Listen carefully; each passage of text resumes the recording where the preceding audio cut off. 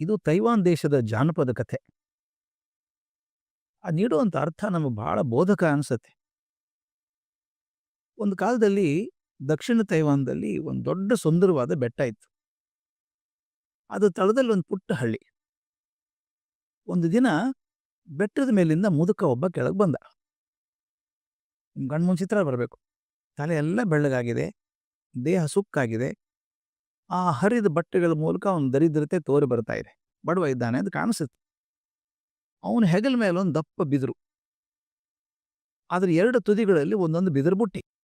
ಗೊತ್ತಾಗುತ್ತಲ್ಲ, ಒಂದು ದಪ್ಪ ಬಿದಿರು, ಆ 2 ತುದಿಗೆ ಬಿದಿರಿನ ಬುಟ್ಟಿ ತೂಗಿಸ್ಕೊಂಡು ಹೋಗ್ತಾ ಇದ್ದಾನೆ. ಆ 2 ಬುಟ್ಟಿ ತುಂಬ ರಸಭರಿತವಾದಂಥ ಹಣ್ಣುಗಳು.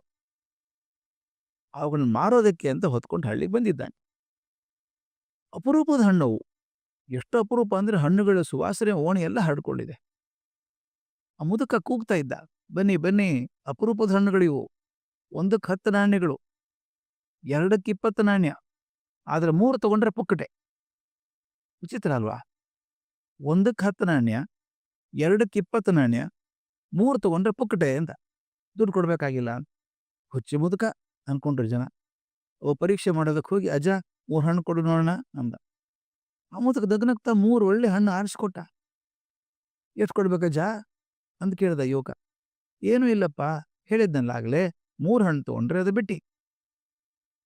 ಅದಾದ ನಂತರ ಜನ ಮುದುಕನ್ ಮುತ್ಕೊಂಡ್ರೆ ಬಿಟ್ರು. ಯಾರೊಬ್ರು 1 ಅಥವಾ 2 ಹಣ್ಣು ಕೇಳಲೇ ಇಲ್ಲ. ಪ್ರತಿಯೊಬ್ಬರು ಬರೋರು 3 ಹಣ್ಣು ಕೊಡು, 3 ಹಣ್ಣು ಕೊಡು ಅನ್ನೋರು. ಅರ್ಧ ಗಂಟೆಯೊಳಗೆ ಅವನ ಬುಟ್ಟಿ ಎಲ್ಲ ಖಾಲಿ ಆಯ್ತು. ಮುದುಕನಿಗೆ 1 ಕಾಸು ಸಿಗ್ಲಿಲ್ಲ.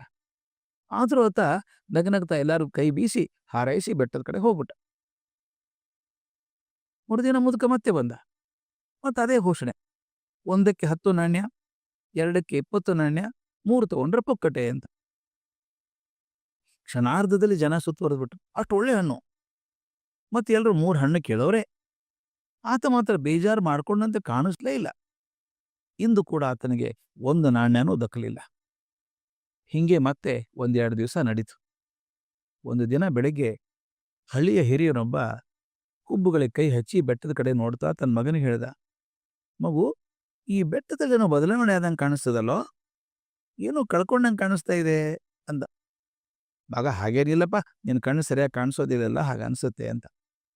ಮರುದಿನ ಮತ್ತೆ ಮುದುಕ ಹಣ್ಣು ಹೊತ್ಕೊಂಬಂದ. ಮತ್ತೆ ಜನ 3 ಹಣ್ಣುಗಳಿಗೆ ಮುತ್ಕೊಂಡ್ರು. ಆಗ ಒಬ್ಬ ಬಡ ತರುಣ ಅಲ್ಲಿ ಬಂದು, ಬಡ ಹುಡುಗ ಅವನು ಬಂದು, ಅಜ್ಜ, ನನಗೆ 1 ಹಣ್ಣು ಮಾತ್ರ ಕೊಡು, ತೋಯ್ 10 ನಾಣ್ಯ ಅಂದ. ಆ ಮುದುಕಂದ, ಎಂತ ಹುಚ್ಚಿನಪ್ಪ ನೀನು, 3 ತಗೊಂಡ್ರೆ ನೀನು ಕೊಡ್ಬೇಕಿಲ್ಲಲ್ವಾ, ಇವರೆಲ್ಲ ನೋಡು ಹೇಗೆ 3 ತಗೋತಾ ಇದ್ದಾರೆ ಅಂದ. ಆ ಹುಡುಗ ಹೇಳ್ದ, ಅಜ್ಜ, ನೀ ದಿನಾಲು ಹಣ್ಣು ಹೊತ್ಕೊಂಬರ್ತೀಯ, ಹೋಗುವಾಗ ನೀನು 1 ಕಾಸೂ ದೊರೆಯೋದಿಲ್ಲ.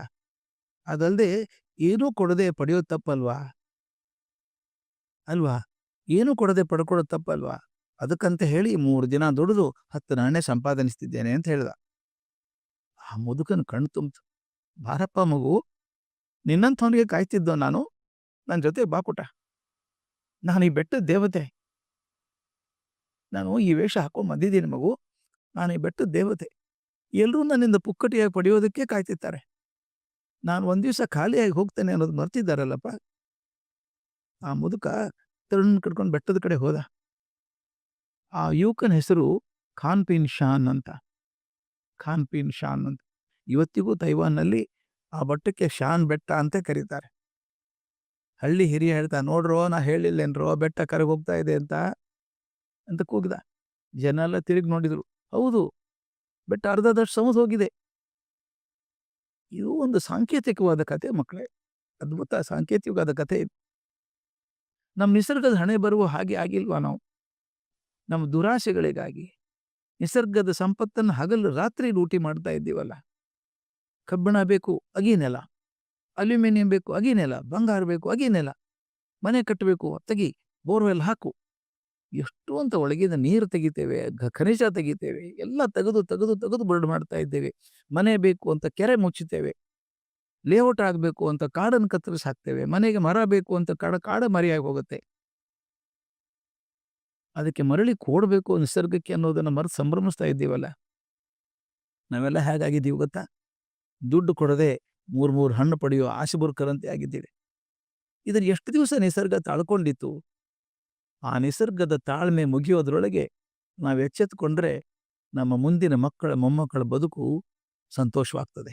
ಇದ್ದಿದರೆ ಅವ್ರಿಗೆ ನಾವೇನು ಬಿಟ್ಟು ಹೋಗೋದಿಲ್ಲ, ಅವ್ರ ಶಾಪ ನಮಗೆ ತಟ್ಟತ್ತೆ.